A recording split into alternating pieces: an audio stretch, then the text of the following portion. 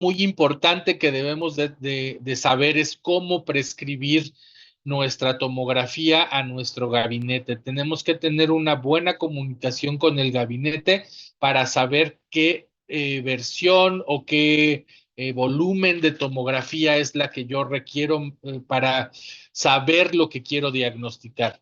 De tal modo, tengo que conocer que este estudio presenta una ventana de visión, un campo de visión de diferentes tamaños, y de acuerdo al tamaño del campo de visión o el FOV, Field of View, es lo que yo pretendo diagnosticar. Si yo quiero una ventana pequeña de 5 por 5 es porque toda la radiación de este estudio se va a concentrar en ese tamaño y voy a tener mucho más fidelidad en el estudio. Menos visión porque voy a tener menos estructuras, pero mucho más fidelidad, y el volumen va a ser de alta definición. En implantología casi no utilizamos este volumen. En implantología estamos situados más en un volumen un poquito más grande. Por lo tanto, el volumen de 5 por 5 me va a dar la posibilidad de tener una visibilidad muy nítida de conductos radiculares, de espacios virtuales del ligamento periodontal, de defectos óseos, de fracturas dentales o de fracturas de estructuras óseas, muy, muy nítidas y muy específicas. En un volumen de 10 por 10 es más requerido en implantología, en periodoncia, para la gran mayoría de los gabinetes lo manejan como una tomografía de maxilar o de mandíbula o de maxilar y mandíbula, y este campo de visión es el que yo ocuparía.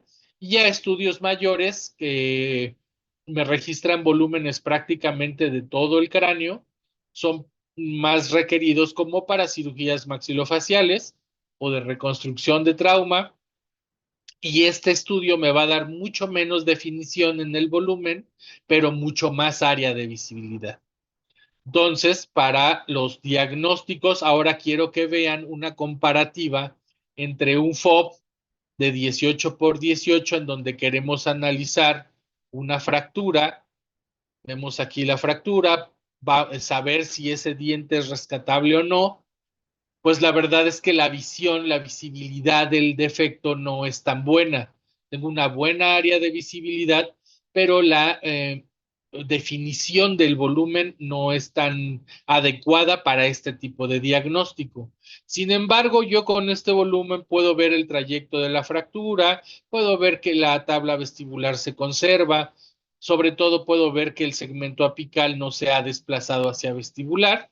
Entonces puedo darle un buen pronóstico a esta fractura. Quizá con un tratamiento endodóntico solamente del segmento coronal pueda tener éxito.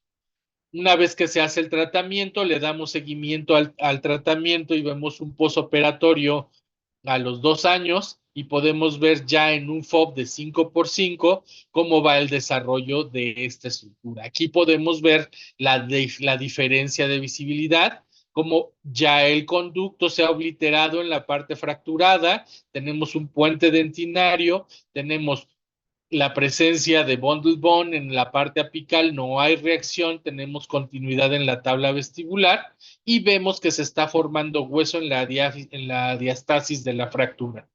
Entonces, cuando yo quiera analizar estructuras pequeñas, como en endodoncia, o como en este caso en trauma dentoalveolar, pues tendré que solicitar a mi gabinete un estudio de 5 por 5, un FOB, una ventana de visión de 5 por 5. Si yo quiero diagnosticar implantes o diagnosticar alguna asimetría facial, diagnosticar ortodónticamente un análisis cefalométrico de mi paciente, pues entonces pediría estudios más grandes de 20 por 20 o 20 por 30. También necesito para hacer este tipo de diagnósticos un software de visualización y planeación.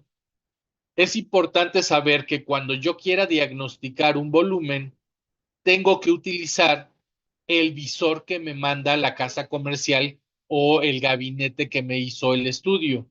¿Qué quiere decir? Que si la adquisición del estudio se hizo a través de un combino de un aparato de la marca de Sirona, entonces yo ocuparé el visor que me mande el gabinete. En este caso, Sirona tiene un visor que se llama Galileos, porque sé que es el visor que va a tener mayor fidelidad en la reproducción y visualización de las estructuras, que si yo tercerizo ese estudio a un visor diferente, puede que la calidad de la imagen no sea tan buena.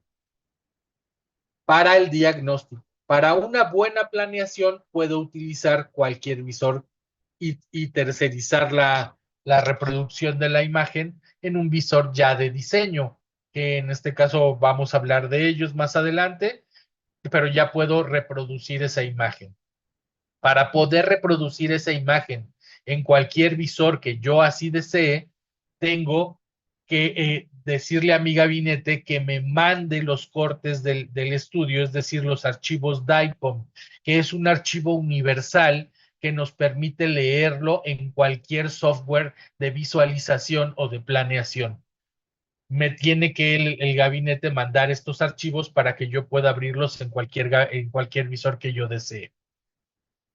Estos son algunos de los software de planificación que utilizamos para el diseño de cirugías implantológicas: Exoplan en Exocad, CADvision, On Demand, Romexis, Blue Sky, Galileos. Algunos son softwares de paga, algunos son software gratuitos, pero son la gran mayoría que tenemos disponibles para hacer planeaciones. También voy a necesitar un escáner para poder hacer este tipo de planeación quirúrgica digital, que nos permita empalmar un archivo STL en la tomografía de nuestro paciente y tener la reproducción de tejidos duros y blandos para poder guiar una cirugía como nosotros queremos guiarla. Estos son algunos de los escáneres que hay en México. Algunos de mis alumnos me preguntan que cuál es el mejor. Yo recomiendo, si no tienes como la necesidad de una gran fidelidad, y hacer una adquisición rápida y que tenga buena calidad, Medit es un buen aparato. Trishape es un aparato muy bueno, sin embargo, necesita ocasionalmente licencias un poco caras anuales. Entonces, pues esa es la desventaja, ¿no? Aitero es un buen escáner que inclusive es compatible con cierto tipo de empresas de alineadores dentales. Sin embargo, son equipos que pues rebasan los 600,000, 700,000 pesos. Entonces, yo diría que un buen software, el Medit, es el que tiene las 3 Bs: es bueno, bonito y barato, y tiene adquisiciones de STLs muy exactos. Bien, por último, para realizar una planeación necesito una impresora 3D con estereolitografía para poder imprimir los modelos o las guías o lo que yo necesite imprimir para realizar mi cirugía digitalmente guiada. Estas son algunas de las casas comerciales que proveen este tipo de impresión. Si no es necesario tenerla para consumo interno en la clínica, podemos tercerizar la impresión en los mismos gabinetes de radiología. Generalmente nos prestan este servicio, o en algunos laboratorios digitales también nos prestan el servicio de impresión, y no es necesario comprar una impresora. Sin embargo, si la tendencia del flujo digital en odontología nos apunta hacia allá, pues ya tendríamos que empezar a entrarle a ese mundo, ¿no? Bien, la utilización del COM-BIM y la planificación quirúrgica digital. Esto suena muy bonito, pero parece que es para alguien con alguna especialidad, o alguien que va a hacer cirugías un poquito más complejas, y la realidad es que no, que deberíamos de estar acostumbrados a que parte de nuestro diagnóstico se haga por medio de estos estudios. Entonces vamos a ver qué tan aplicable es este tipo de tecnología para mi práctica general. En endodoncia, desde luego, es muy bueno este tipo de tecnología, ya que nos permite localizar conductos como en el primer molar superior, el conducto MB2, como se muestra en la diapositiva. Podemos ver que ese MB2, cuando no se trabaja, termina habiendo una radiolucidez apical y que un estudio de 2D como una radiografía periapical no nos permite ver el trayecto de este conducto y parecería que ya tenemos realizada la endodoncia, sin embargo la radiolucidez apical no cede y no sabemos por qué es esto. En un estudio tridimensional podemos ver la reconstrucción y evidentemente ver la presencia de un conducto como está aquí, que no se ha trabajado y que es el culpable de la presencia de esa radiolucidez. Podemos determinar conductometrías reales, longitudes de trabajo en endodoncia reales, para no estar adivinando si ya llegamos o no llegamos, o pásame el localizador. Desde este estudio se pueden tomar dimensiones de longitud real, como lo vamos a ver más adelante en estudios que se han hecho para la comprobación de la exactitud del estudio con respecto a las estructuras anatómicas reales. Entonces podemos tomar ahí dimensiones totalmente reales. Podemos ver también la localización de aparición de lesiones apicales, pero también en un corte ver el diagnóstico de esa aparición. A veces vemos el diente y no vemos caries y podemos ver que por dentro del diente, en este caso, podemos ver una lesión cariosa que ha tocado en la cámara pulpar del diente y que es lo que está generando mi radiolucidez apical. Podemos ver también la dimensión de la cortical hacia esa radiolucidez en el caso de que necesitemos hacer una cirugía apical para remover ese ápice. Pero eso lo veremos más tarde. De tal forma que yo puedo en un estudio de 5x5 observar toda la tabla completita, aún en unos fenotipos bastante delgados donde la tabla mide menos de 1 milímetro, se puede ver la presencia de la tabla, se puede ver la presencia de una restauración, en este caso es una carilla, y la línea de cementación de esa carilla. Podemos ver la gutapercha, si hemos sellado bien, si no hay radiolucidez apical, y vemos el sellado de la resina. Todo eso lo podemos ver en un estudio, siempre y cuando, como hablábamos con anterioridad, para endodoncia necesitamos que ese estudio tenga una ventana de visión o un campo de visión de 5x5 con una reproducción de alta definición. Como vamos a ver acá, podemos ver en el barrido los deltas apicales en el trayecto de mi diente, de mi sistema de conductos. Aquí se ve el delta apical. Y esto no lo podemos ver a simple vista en una radiografía periapical. Vamos a ver en el barrido cómo el conducto se abre hacia acá y se abre hacia acá. Y tenemos que asegurarnos, en el caso de hacer un tratamiento de conductos, sellar esas deltas apicales o en su defecto realizar una cirugía apical, periapical, para remover esos 2 milímetros de ápice que va a ser difícil obturar. O como en este caso también vemos deltas apicales y conductos laterales que en el diagnóstico yo pueda ver la dificultad del tratamiento y quizá derivarlo a un especialista o en su defecto revisar bien que mi técnica de obturación pueda sellar esos conductos laterales, esas deltas apicales. Nuevamente, en otro estudio, vamos a poder ver sistemas de conductos que inician en dos conductos como el MB2, pero se unen en el trayecto para hacer un solo conducto en apical. En este caso, la paciente femenina de 14 años recibe un traumatismo frontal con un objeto contundente. No hay mayores datos de relevancia en cuanto a su historia clínica. Tenemos un diente fracturado y tenemos una imagen 2D. Cuando la paciente nos llega a nuestra clínica, nos pide de favor que no pierda el diente, ya que va a hacer su fiesta de 15 años y evidentemente por la edad de la paciente no podemos colocar un implante, ya que todavía está en etapa de desarrollo. Entonces, lo que hacemos es hacer el estudio para ver el trayecto de la fractura y ver si es posible salvar ese diente.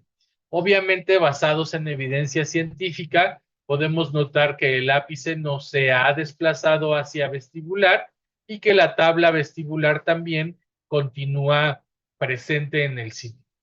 En esta imagen de barrido axial podemos ver el trayecto de la fractura y podemos ver cómo se ha abombado la tabla vestibular, pero que sin embargo se conserva aún en ese sitio. Solamente se realiza el trabajo biomecánico hasta la conductometría obtenida en el corte sagital, es decir, 12.12 milímetros desde el borde incisal hasta la diastasis de la fractura. Se irriga únicamente con suero fisiológico, no se irriga con hipoclorito para no impulsar el hipoclorito dentro de la fractura y causar necrosis. Y bueno, ese es el posoperatorio inmediato. Hasta ahí tenemos la obturación y vemos que acá tenemos un conducto vacío, que es el conducto donde continúa por arriba de la fractura.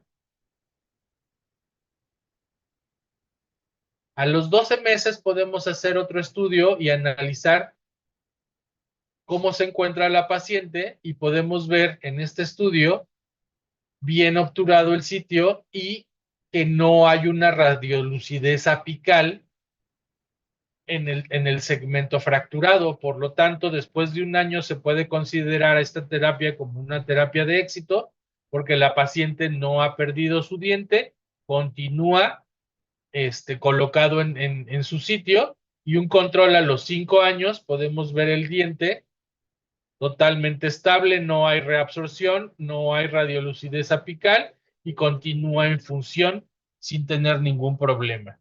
Entonces, gracias a esta tecnología, podemos diagnosticar fácil y podemos tomar dimensiones reales a lo que necesitamos en este tipo de casos. Para periodoncia, que es en donde se basan realmente la mayoría de los estudios sobre la exactitud de este tipo de reconstrucciones, es muy útil ya que nos permite ver defectos o formas de defectos en el caso de que queramos regenerar periodontalmente. Sabemos desde luego que una regeneración horizontal no es posible, pero que imágenes como estas, que son imágenes radiológicas, pues solamente nos permite ver sombras bidimensionales de objetos tridimensionales. Podemos ver en el caso de este diente que la raíz distal de disto vestibular penetra en la cavidad del seno maxilar, pero una vez que vemos la reconstrucción tomográfica, vemos que el ápice se encuentra dentro del hueso, que es la superposición de imágenes la que nos hace creer que la raíz se encuentra dentro.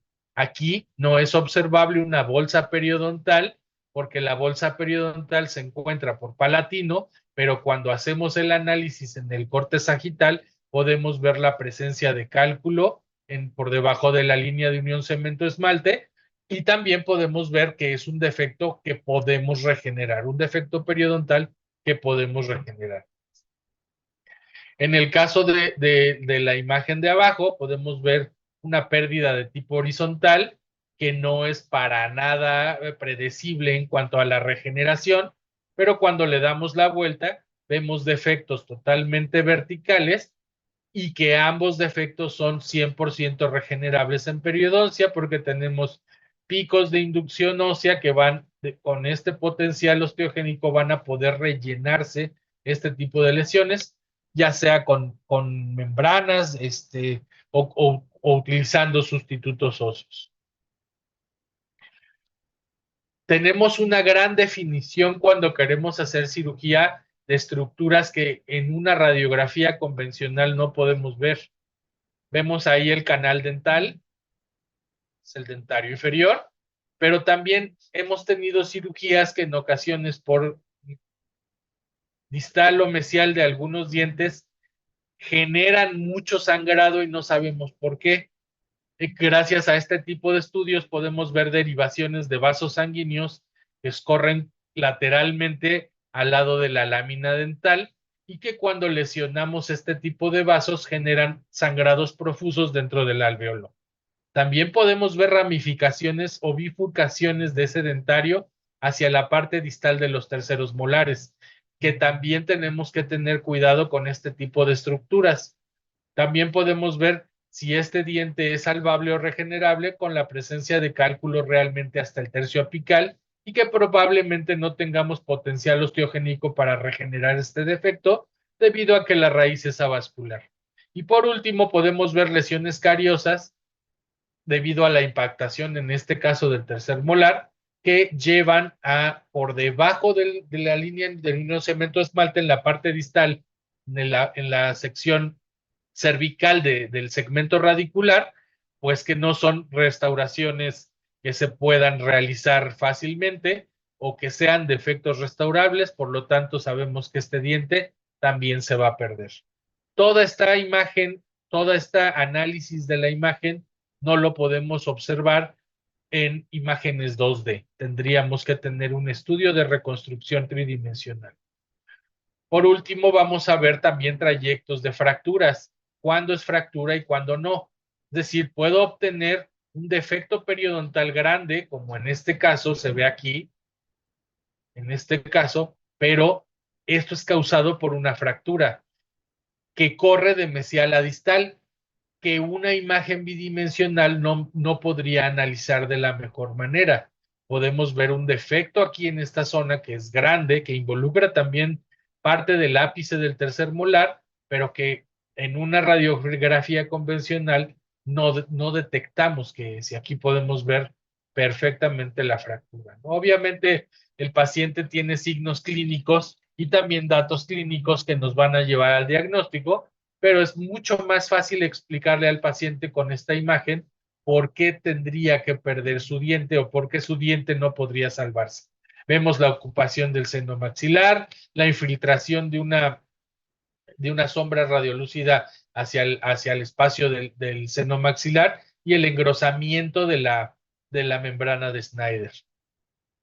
Vamos a ver un caso clínico para periodoncia. En este caso, la paciente no viene a consulta para rehabilitación implantológica y bueno, nos dice que quiere tener alguna prótesis fija, que no quiere que sea removible, pero cuando vemos el análisis de su reconstrucción, observamos la deficiencia de hueso en sentido vertical y horizontal y pues que nos enfrentamos realmente a una regeneración complicada, una regeneración que va a tener que hacer uso de membranas no reabsorbibles, quizá de estructuras de titanio que nos brinden rigidez estructural para que se pueda escalar o regenerar en sentido vertical los defectos óseos que tengo ahí.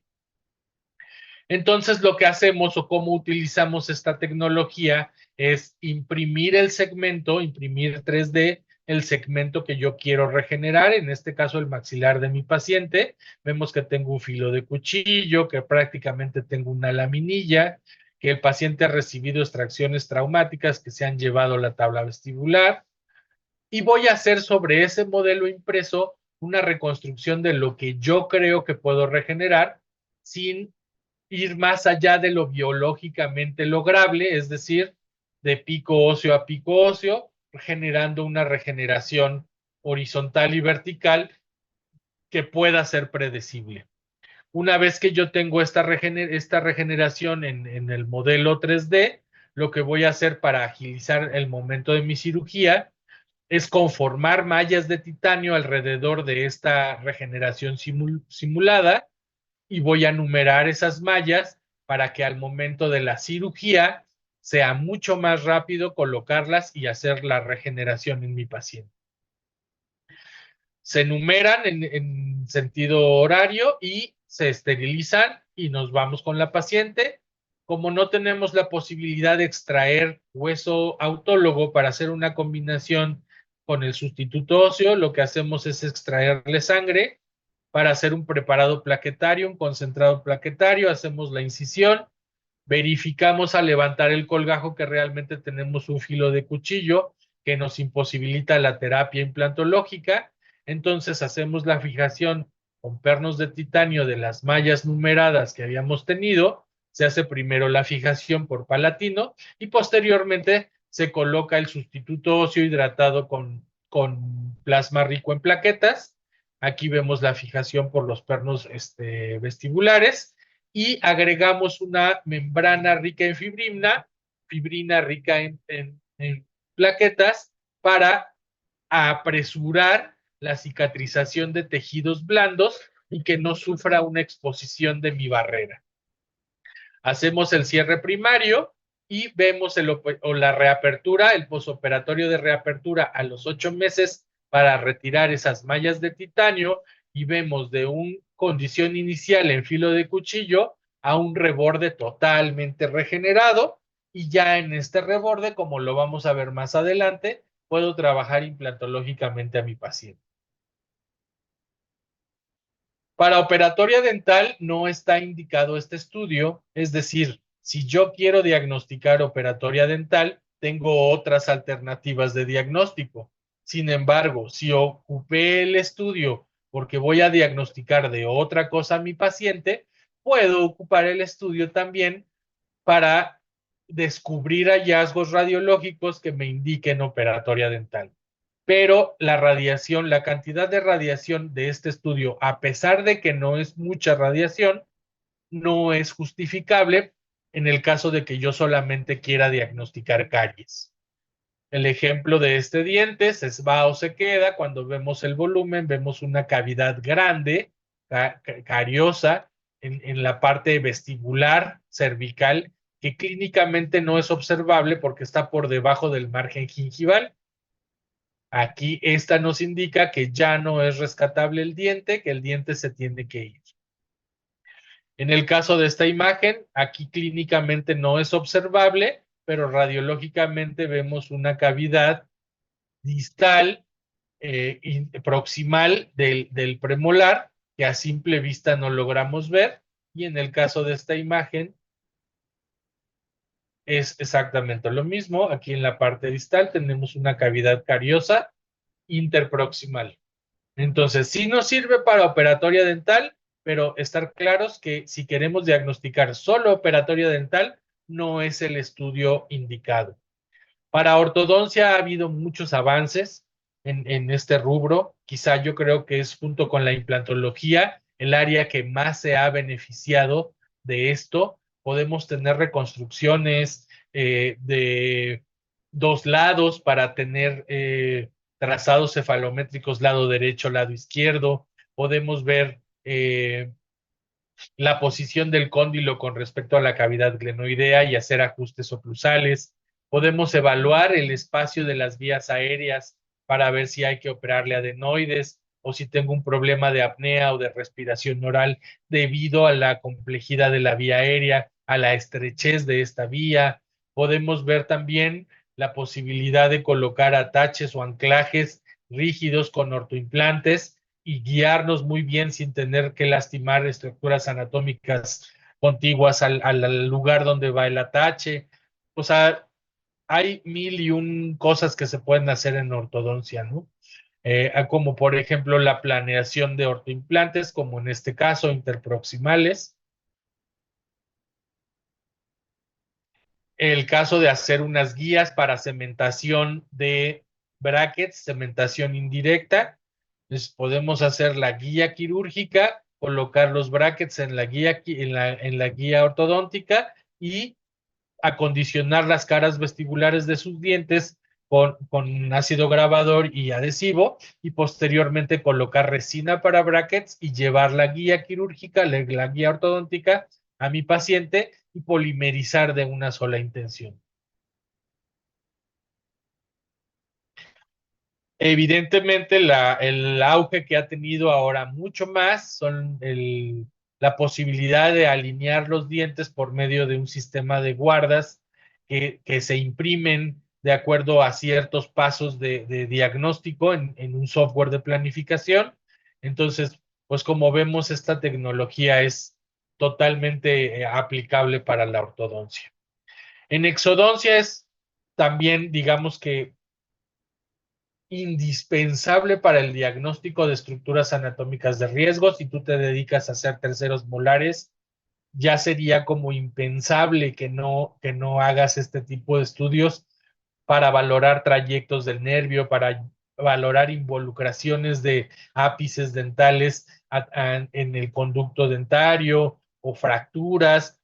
Esta fractura es muy difícil de apreciar o de diagnosticar, dado que el diente está ferulizado por medio de una prótesis contigua, pero si vemos en una tomografía, podemos ver fácilmente el área de fractura. El diente no tiene movilidad, aunque tenga fractura de este tipo. ¿Por qué? Porque está ferulizado con los dientes proximales. Y bueno, vamos a ver un caso para exodoncia. Quisiera que viera un diente chiquito que no me gusta y quisiera que me lo vea del otro lado. Entonces podemos ver que este diente chiquito que el paciente refiere es un canino infantil, un canino deciduo, y podemos diagnosticar que este canino está atrapado en la parte plástica. Es un canino ectópico que ya no tiene vía de erupción, que si yo quisiera con ortodoncia llevarlo a su sitio, tendría que sacrificar el incisivo lateral y evidentemente el canino deciduo. Entonces, no tiene ya pronóstico de erupción o de colocación por medio de ortodoncia. Nos mandan al paciente para que extraigamos ese canino. Pues lo que hacemos es una reconstrucción del trayecto para saber si va a salir por vestibular o va a salir por palatino, cuál es la zona más cercana para su extracción, y la involucración del ápice con respecto al seno maxilar. En esta otra imagen, que es un barrido axial, podemos ver el trayecto de este canino, que tenemos más delgada la cortical vestibular, y es el trayecto del canino. En este corce transaxial lo que vamos a ver es la raíz, el ápice del canino, que en este caso se muestra la dilaceración que tiene y la complejidad que puede tener para la extracción.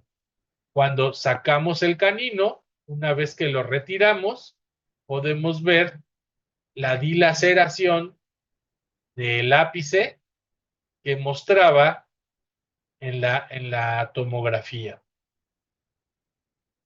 Pero ya no adivinamos, sabemos a lo que nos vamos a enfrentar. En este caso, manda al ortodoncista para que veamos, parece que tiene una sombra debajo de unos premolares, si quiere ver si ya le puede montar brackets o si todavía no, puede hacer movimientos. Nos manda la imagen y podemos ver esta sombra. Y esta sombra no es más que la presencia de un diente supernumerario.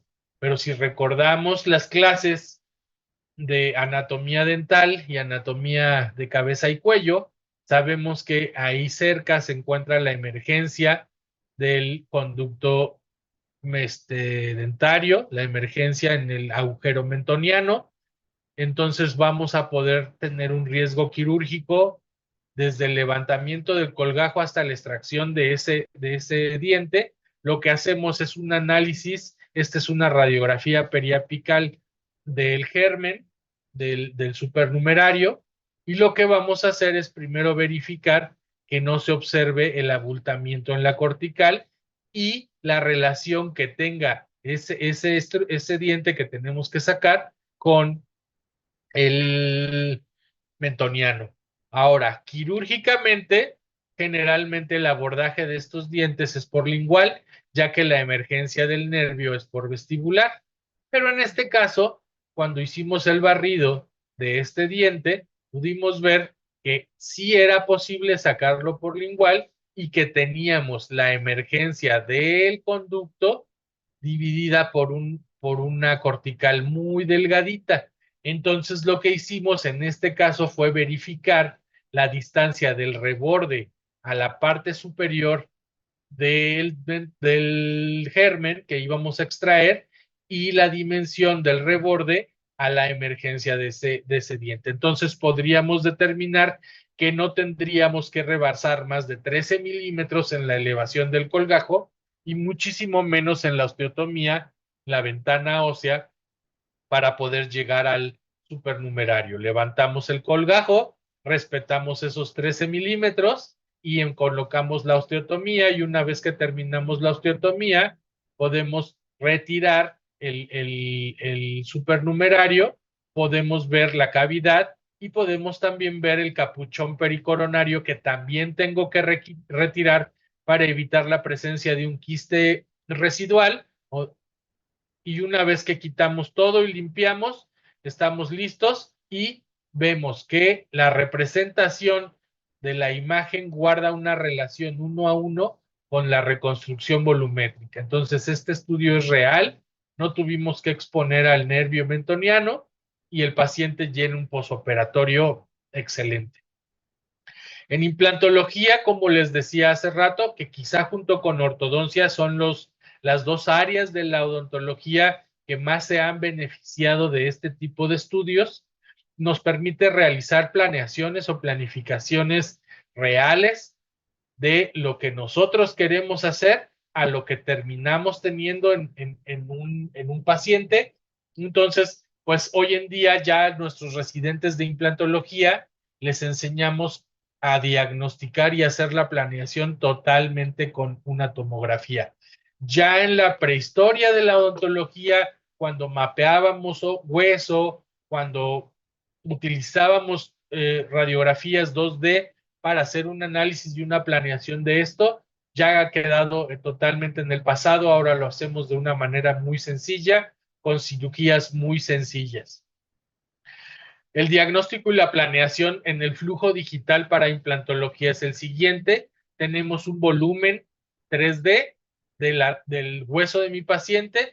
También capturamos un modelo STL de mi paciente, lo empalmamos con el render tomográfico, es decir, el modelo STL del paciente hacemos que coincida con las estructuras dentales de la tomografía de mi paciente, y entonces ahora tenemos ya en este match lo que es estructura dental, lo que es tejido blando y obviamente lo que es hueso.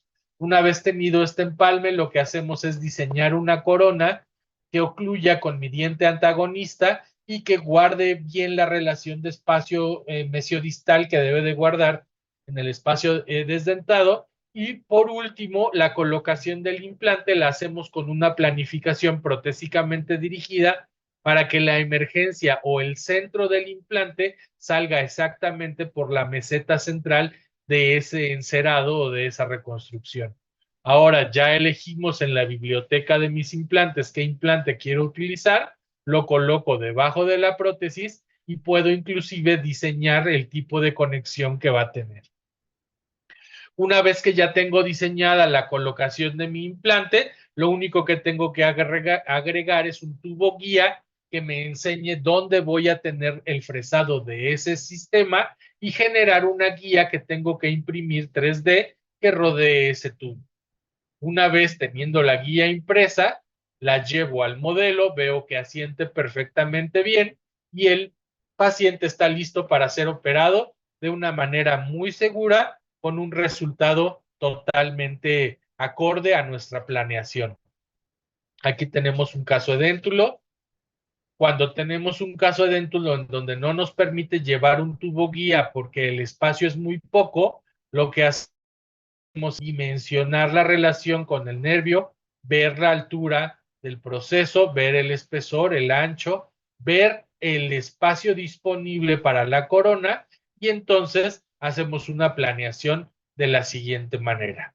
Una vez que ya se tiene la planeación hecha, se realiza el estudio para hacer el tubo guía, y como se observa que el tubo guía no cabe porque el espacio es mayor, entonces se decide reducir ese tubo guía para que solamente pase la primera fresa, y que una vez realizado el primer fresado, ya sin una guía quirúrgica, continuemos. Aquí está la guía quirúrgica impresa con el fresado solamente de la primera guía. Aquí vemos el fresado, la colocación del implante. En este caso también compensamos el colapso con un tejido conectivo.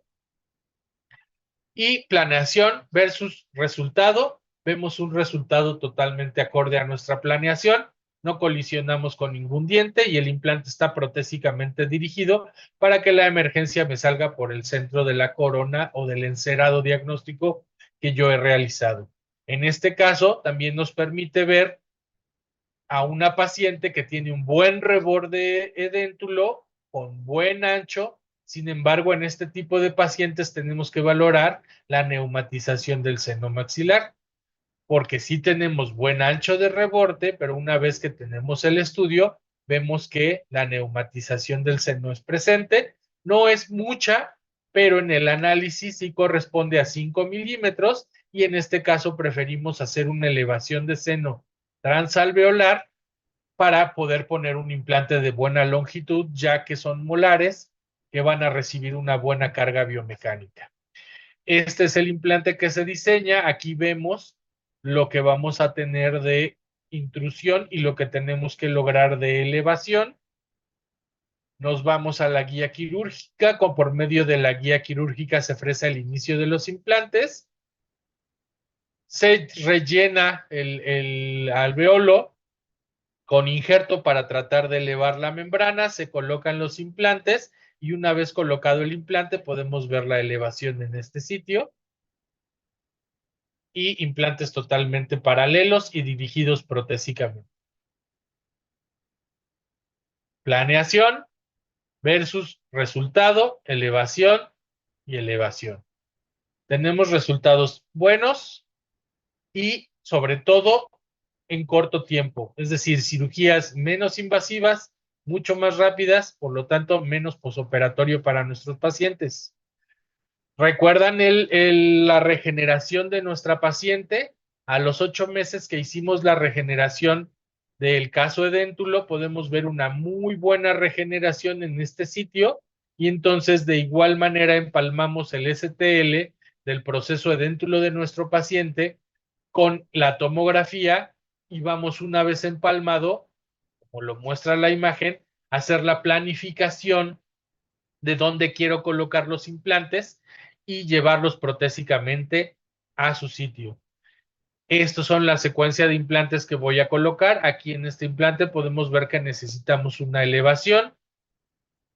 Aquí se observa dónde voy a necesitar elevación. Aquí vemos la parte regenerada. Tenemos una regeneración prácticamente sobrada. Aquí también vemos toda la regeneración que se logró. Nuevamente toda la regeneración. Sin problema, sin problema. Todos mis implantes van a estar rodeados de hueso. Genero la guía quirúrgica. Una vez que hago la planeación de la guía quirúrgica, la imprimimos por medio de una estereolitografía. Y una vez impresa la guía quirúrgica, vamos a fijarla en nuestro paciente y a llevar a cabo las perforaciones para colocar nuestros implantes. Uno de estos implantes era para elevación de seno. Decidimos abrir colgajo para verificar que todos los implantes estaban correctos. Tenemos toda la colocación de mis implantes. Elevación de seno maxilar. Todo este sitio se eleva. Y vemos mi planeación versus mi resultado. Implante con elevación. Colocación, todos los implantes, todos están rodeados por hueso. Puedo iniciar la fase de rehabilitación. Cirugía bucal y maxilofacial. Cuando estuve en mi residencia en el Hospital Español estudiando este tipo de estudios, nos obligaban a tener casos de regeneración o casos planificados digitalmente para sínfisis de mentón y regeneración del mismo. Y nos llegó este caso. Ella es Paola, es estudiante que está haciendo su maestría en Inglaterra. Vino a resolver un caso de cirugía estética de nariz y cuando hicimos la tomografía para resolver el caso de nariz, de la rinoplastia, pues nos encontramos con un hallazgo. Ella decía que también roncaba y que tenía problemas de apnea, ¿no? Así es como la gran mayoría de los médicos solicita los estudios impresos en láminas. Nosotros ya no lo hacemos así. Nosotros los visualizamos en un software, Pero cuando me llegaron estos estudios y me mandó llamar la cirujana plástica, me dijo, observa un cuerpo extraño en la sínfisis del mentón y podemos ver esto. La paciente había tenido un implante de silicón que habían colocado no en la posición adecuada y ese injerto de mentón de silicón se había encapsulado generando una pared epitelial y ocasionando una reabsorción ósea en el cuerpo mandibular. Aquí podemos ver el tipo de reabsorción que tiene toda la sínfisis. Teníamos que regenerar prácticamente todo este sitio.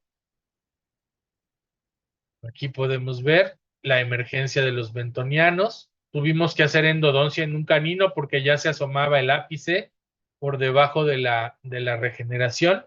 Y bueno, este es el defecto. Ya solamente tenía una lámina de 2 milímetros de vestibular alingual. Teníamos que regenerar todo este sitio.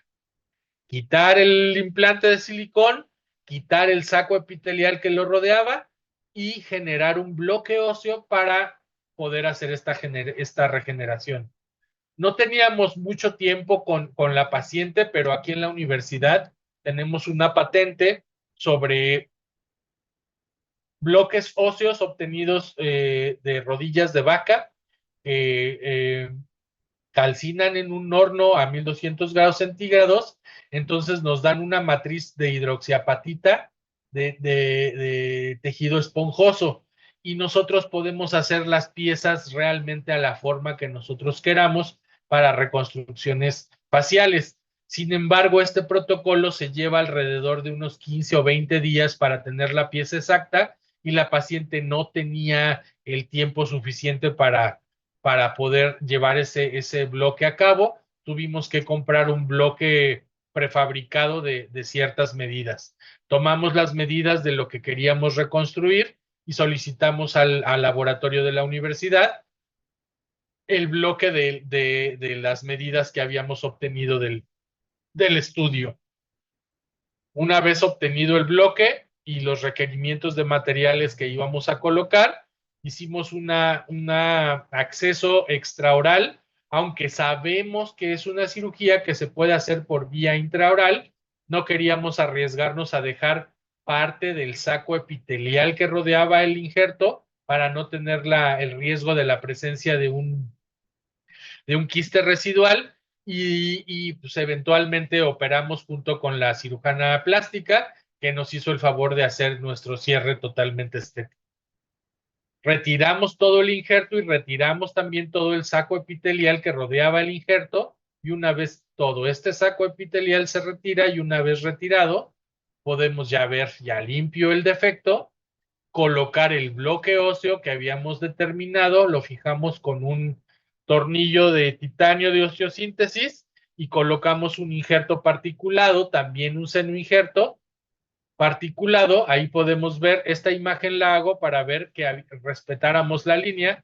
La cirujana plástica ya había terminado la rinoplastía y nosotros estábamos por terminar la mentoplastía, la regeneración de mentón. Todo el hueso particulado se cubre con una membrana de colágena para evitar la inclusión de células epiteliales. Y ahí vemos el posoperatorio a los 90 días. Nos mandó esta radiografía de Londres, donde observamos cómo empieza a crecer hueso por arriba del bloque óseo que hemos fijado, comparativa de la planeación versus el resultado de nuestra planeación y sobre todo que empezamos a ver integración del bloque con el hueso nativo de nuestro paciente. El resultado después de 6 meses cuando regresó, es evidente que tenemos mayor cuerpo en el mentón, tenemos evidentemente un buen resultado en la rinoplastía y podemos tener un buen resultado en la regeneración del mentón. Bien. Por último, tenemos un caso diagnóstico para cirugía de elevación de seno. Entonces, el paciente se quiere colocar implantes, pero tenemos una cortical muy pequeña que nos evita la rehabilitación implantológica. Tenemos que hacer una elevación vía ventana lateral. Sin embargo, este estudio nos permite ver la presencia de septum, que es una pared que divide al seno maxilar. Vamos a ver cómo vamos a visualizar este estudio. Vamos a barrer y a visualizar. Vamos a bajar un poquito.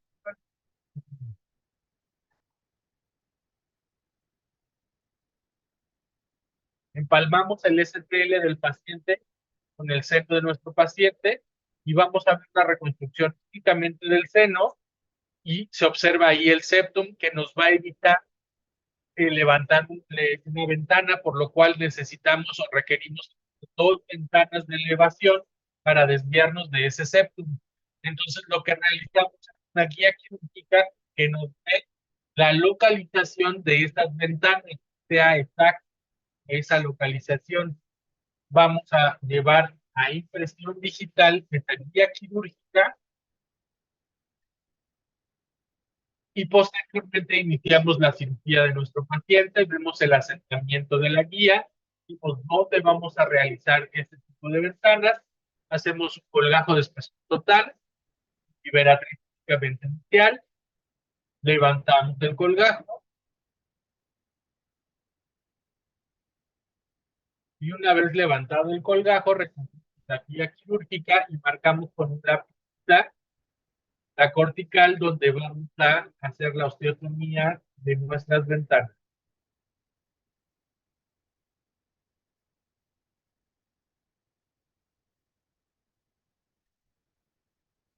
Iniciamos la osteotomía, la hacemos con una fresa de bola, un motor quirúrgico de carburo de tungsteno, y una vez que se realiza la osteotomía de la ventana, con un escoplo incluimos ese pequeño huesito, lo fracturamos y con una cureta de elevación iniciamos levantando la membrana de Snyder.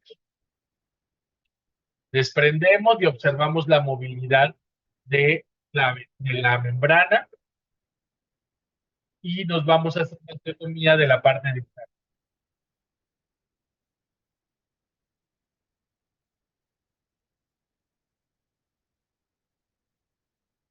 hacemos la elevación de toda la membrana, desprendiendo la mucosa del hueso cortical del interior del seno.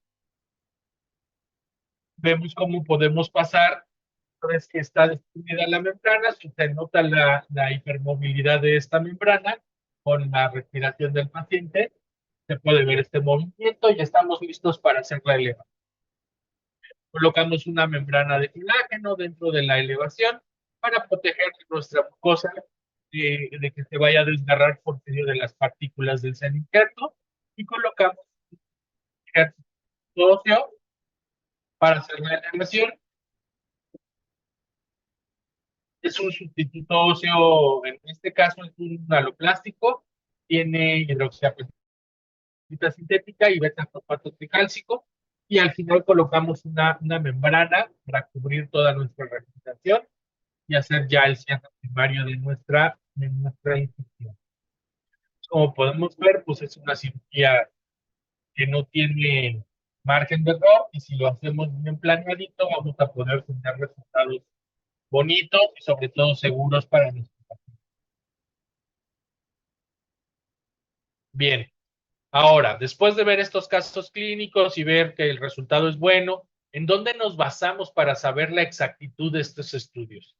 Bien, ¿qué relación guarda la tomografía con BIM con las estructuras anatómicas a las que representa? Hay muchos estudios, muchísimos, les invito ahí a leer, aquí tenemos algunos, la tomografía computada con relación para pacientes para implantes, la aplicación del CONBIN en la tomografía en la práctica dental, distorsión de imágenes obtenidas mediante tomografía computarizada de ascónico, la exactitud y la precisión de la tomografía de haz cónico en defectos periodontales y la exactitud o la correspondencia que tienen en imágenes axiales obtenidas de un combin tomográfico. Entonces, y esta es alguna de la literatura que existe, realmente es robusta. Uno de los análisis de revisión sistemática que hicimos en la universidad inició en el 2008,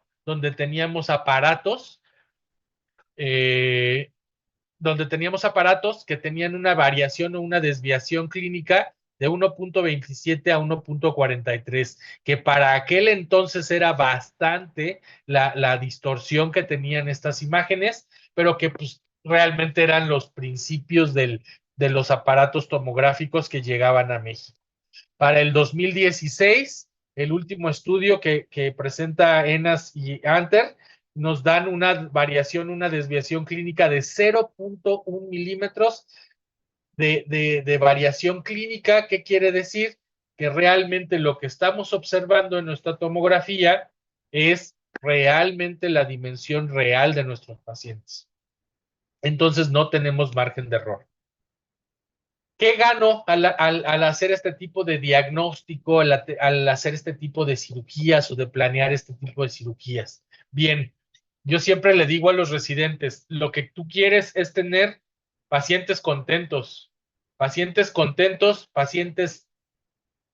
sin dolor posoperatorio o con un dolor mínimo o muy controlable, y esa mezcla te va a dar la fórmula perfecta, porque voy a ganar tiempo, me voy a esforzar menos y voy a tener más ingresos. ¿Cómo así, doctor? Sí, tiempo. ¿Por qué menos tiempo? Porque voy a aplicar esta tecnología para prevenir eventualidades. Es decir, yo voy a saber si mi raíz está dilacerada, por lo tanto tengo que hacer un abordaje de tal manera. Voy a saber si tengo un septum y me va a evitar la intrusión de una ventana lateral. Voy a saber si el paciente tiene una relación íntima de una estructura anatómica de riesgo con la cirugía que voy a hacer. Por lo tanto, voy a prevenir parestesias o sangrados que no quiero. Voy a ser eficaz y preciso al momento de mis osteotomías y obviamente voy a tener la posibilidad de realizar cirugías sin levantamiento de colgajos.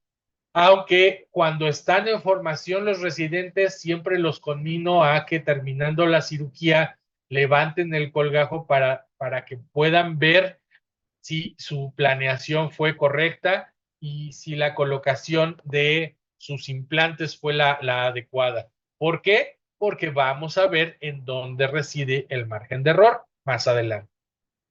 ¿Por qué voy a tener menos esfuerzo? Porque voy a evitar trauma innecesario, voy a evitar radiación innecesaria. Oye, ¿qué está sangrando? A ver, vamos a tomarle una periapical. Oye, no me queda el conducto, tengo una lesión periapical que no cede. Háblale al endodoncista, no, pues quizá una pisectomía, le hacen la pisectomía y continúa con la sintomatología. Y resulta que era un conducto accesorio que no veían a través de las radiografías.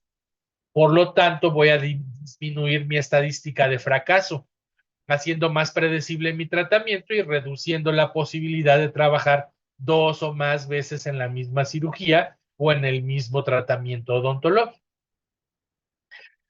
Al tener menos tiempo de consulta por cirugía o por tratamiento, voy a tener mucho más pacientes agendados, voy a tener un alto éxito en mis tratamientos y cuando yo tengo éxito en mis tratamientos, la paciente le dice a la tía, que le dice a la vecina, que le dice al amiguito y nos traen más pacientes. Por lo tanto, voy a tener muchísimo más recomendados y voy a tener agenda llena y más dinerito. ¿Y para qué quiero eso? Para darme una buena calidad de vida, para irme a la playa de Progreso, que por cierto pronto estaremos visitándolos por allá en el Congreso de la VG.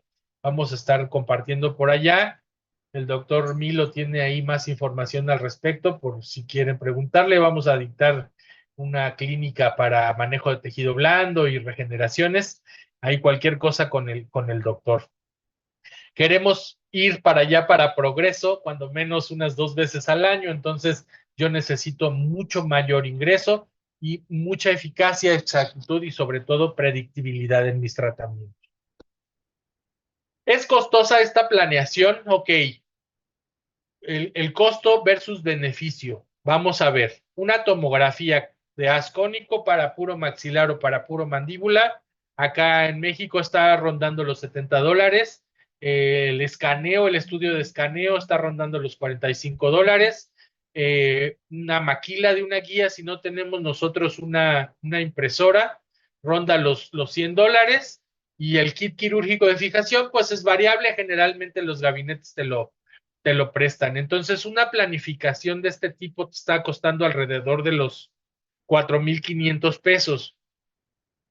Si yo sé que con 4,500 pesos mi paciente va a tener realmente un posoperatorio exitoso, vale la pena hacerlo. Colocar 6 implantes en 15 minutos, a levantar un colgajo de toda la herradura, fijar mis colgajos, hacer las osteotomías, colocar los implantes, recomodar mis colgajos, suturar a mi paciente. Sé que el paciente se va a inflamar muchísimo, no tengo la posibilidad quizá de cargarlo inmediatamente. Entonces, si yo veo el costo-beneficio, evidentemente no voy a hacer una guía hoy actualmente para un implante unitario, a menos que la complejidad de ese implante con respecto a la proximidad de las raíces mesiales y distales sea complicada, pero si no, no voy a hacer este tipo de procedimientos. Pero si el procedimiento es grande, evidentemente sí me recargo en este tipo de tecnología. Sin embargo, tenemos que aprender a usarla. Es una curva de aprendizaje grande. La limitación que puedo tener en implantología es una reducción en la fijación de la estabilidad primaria, es decir, que me dé un falso torque de inserción, porque el driver puede rozar contra el tubo de la guía quirúrgica y eventualmente darme una información falsa. La curva de aprendizaje para lograr este tipo de planeaciones es alto. Tengo que conocer de software, tengo que picarle a la computadora, tengo que hablar mucho con mi gabinete radiológico para que él me determine o me facilite las herramientas que yo necesito. Y bueno, no es 100% exacta. Aunque hablamos que la representación anatómica del estudio es 100% exacta, aquí vamos a tener una variación clínica o un margen de error que va de los 0,65 milímetros más menos 0,5 milímetros. ¿Qué quiere decir? Que puedo tener una variación casi de 1 milímetro. ¿Por qué? Porque en el flujo de trabajo yo tengo que obtener un STL. ¿Qué quiere decir? Que tengo que tener un buen escáner que reproduzca un buen modelo STL y que no tenga variabilidad entre ese estudio. Después, tengo que empatar el estudio. Y si no lo empaté bien, puedo tener ahí limitaciones. Posteriormente, tengo que generar una guía quirúrgica y también tengo que imprimirla. Si la impresora no está bien calibrada, puedo tener otro margen de error. Y si hago la sumatoria de los márgenes de error, puedo llegar a tener, aún en el mejor de los escenarios, una desviación de 0,6 milímetros. Por lo tanto, sé que va a haber un margen de error, pero aún así va a ser muchísimo menos que hacer mis tratamientos a mano alzada. Y no lo digo yo, lo dicen los estudios que han publicado por todo el mundo versus cirugía guiada contra mano alzada. Como conclusión, puedo hacer que las aplicaciones relacionadas al diagnóstico y tratamiento para implantes dentales son el mayor beneficiario de la tecnología de la tomografía de ascónico. Esta tecnología ha revolucionado todos los aspectos del tratamiento con implantes dentales, desde su diagnóstico, planificación, hasta la cirugía misma. Y no solo eso, sino que las restauraciones finales también pueden tener eh, mucha mejor estabilidad a largo plazo gracias a este tipo de tecnología. Ya es una cuestión de que el profesional dental sea el que marque la pauta para que este conocimiento sea suyo. No es estrictamente para un sector de la población odontológica, es para todos. Todos deberíamos de tener un acceso a esta tecnología para darle el mejor tratamiento a nuestros pacientes. Evidentemente, el cumplimiento de los estándares y las directrices y el conocimiento sólido de las aplicaciones, las limitaciones de esta tecnología y las precauciones adecuadas para el paciente contribuirán a extraer lo mejor de las imágenes de ascónico. Siempre debo de tener cuidado, no me debo de confiar, pero es una tecnología en la cual me puedo recargar para tener mucho más éxito en mis tratamientos. Yo les quiero agradecer la oportunidad que me han dado para compartir con ustedes esta noche. Cualquier pregunta, cualquier duda que tengan al respecto, estoy para servirles. Pueden abrir su micrófono y hacerme la pregunta directamente o por chat hacerla al vicepresidente o al presidente y con todo gusto les regalo mis redes sociales. También ahí subimos casos clínicos constantemente. Ahí me pueden escribir también si tienen alguna duda. Y pues nada, estamos en contacto y muy agradecidos con todos ustedes por la invitación. Buenas noches a todos otra vez. ¿Alguna pregunta para el doctor?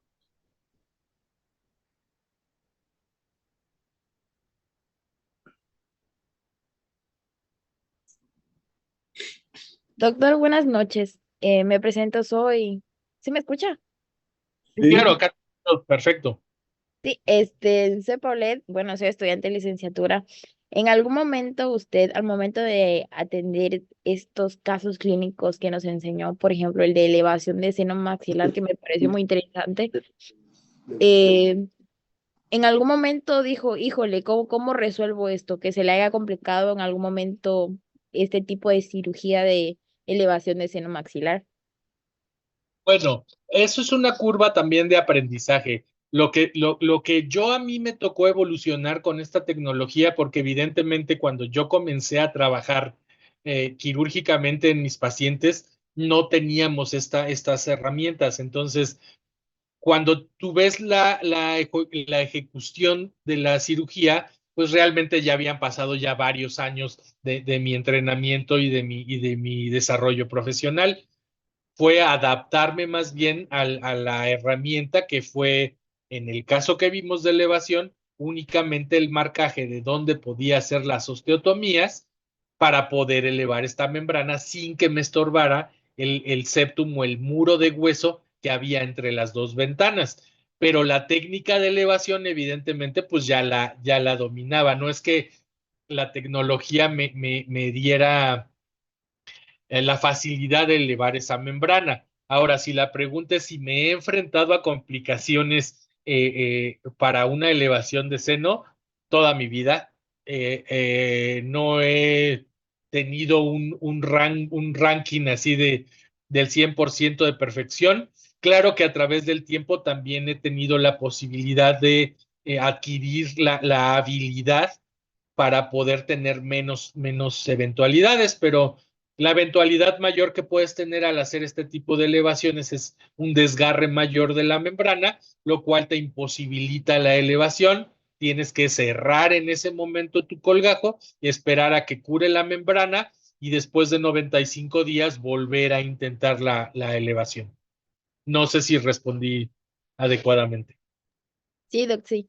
Y por ejemplo, mencionó que después de, bueno, ya que se veía la membrana ahí donde el paciente estaba respirando, ¿qué, qué era lo que colocaba? ¿Era hidroxiapatita o qué cosa era? No entendí muy bien.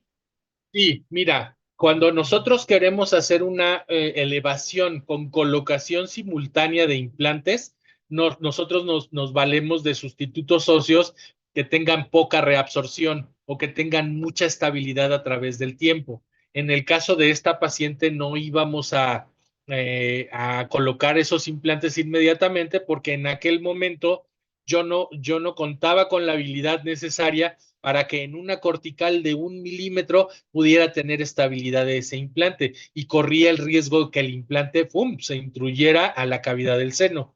Entonces lo que hice fue colocar 50% de un injerto que era hidroxiapatita sintética y 50% beta fosfato tricálcico, que como elemento químico del hueso causa osteoinducción. Entonces, la hidroxiapatita mantiene estable la elevación y el beta-fosfato tricálcico hace una inducción de crecimiento de hueso para que crezca hueso alrededor de la partícula de hidroxiapatita. Por lo tanto, cuando sean 6, 8 meses, yo puedo fresar en ese sitio y me voy a encontrar con hueso del paciente, no con el sustituto óseo que coloqué. Ah, ok, ahora sí. Me quedé entendido. Ok, y también tenemos que tener claro que cada defecto o cada situación clínica indica el tipo de sustituto óseo que voy a elegir, que puede ser cadavérico, de donador cadavérico, que puede ser un aloinjerto, que puede ser un seno injerto, que es un sustituto óseo que proviene de otra especie distinta a la humana, como el puerco, la vaca, el caballo, o un injerto obtenido en laboratorio, como es el aloplástico, que son injertos que hacen las casas comerciales sintéticamente. Y también existe el injerto autólogo, pero que requiere de más cirugías para la obtención y colección de este injerto para llevarlo de un sitio a otro Wow, sitio. súper interesante ese tipo de cirugía y más que nada los casos clínicos que presentó, pero sí el que más me llamó la atención fue el de elevación de seno maxilar. Dije, wow, Hace muy fácil la vida con este tipo de guías quirúrgicas porque no batallamos. Hay una estructura anatómica de riesgo más allá de la membrana, que es la arteria alveolar posterior y media. Muchas veces haciendo la ventana, cuando intruyes, rompes esta membrana y es un sangradero.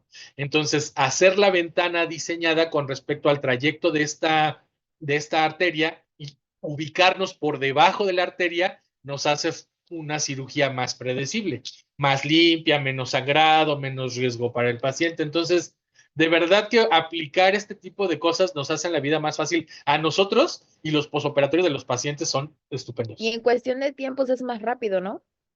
Claro, no batallas, ves un campo limpio, no ves sangrado, no te espantas. Mucho, o sea, cuando te pasa la primera vez, te quieres meter abajo de la unidad y gritar, un doctor, porque sucede y es parte de nuestra curva de aprendizaje.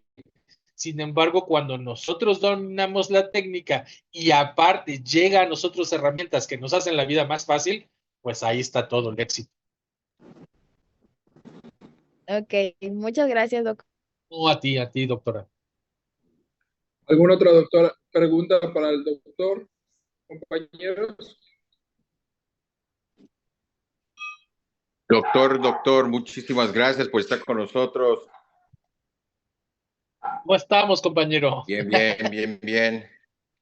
El mejor prostodoncista de México. Dar mi invitación aquí con el colegio para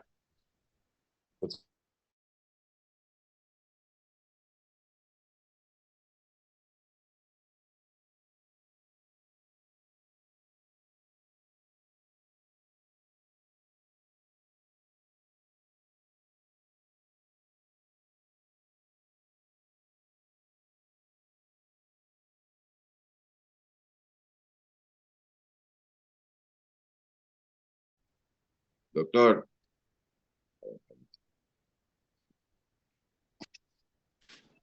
Sí, doctor, lo tengo aquí en mano, nada más se lo enviamos. Dice, el Colegio Yucatanense de Cirujanos Dentistas, AC, filial del Colegio Nacional de Cirujanos Dentistas, otorga el presente reconocimiento al cirujano dentista Rubén Guillem por su valiosa colaboración como ponente en el segundo seminario de actualización odontológica 2024 del Colegio Yucatanense de Cirujanos Dentistas AC con el tema Usos del CONBIM en la odontología y cirugía digital implantológica, con una duración de 2 horas de educación continua. Mérida, Yucatán, México, a 20 de noviembre del 2024. Muchas gracias. Perfecto. Estaremos por allá para recibir de mano a mano. Exactamente. No, en diciembre te lo entrego personalmente, Doc. ¿Cómo no? Mucho gusto, Milo. Y ¿No? pues un saludo a todos. Sigan estudiando. A todos los presentes, sigan dándole. Métanse en este tipo de diagnósticos y saquen lo mejor de sí. Un abrazo para todo Yucatán, para Mérida, especialmente para Milo. Nos vemos por allá en diciembre. Dale. Muchísimas gracias, doctor. Saludos. Dice, hasta luego.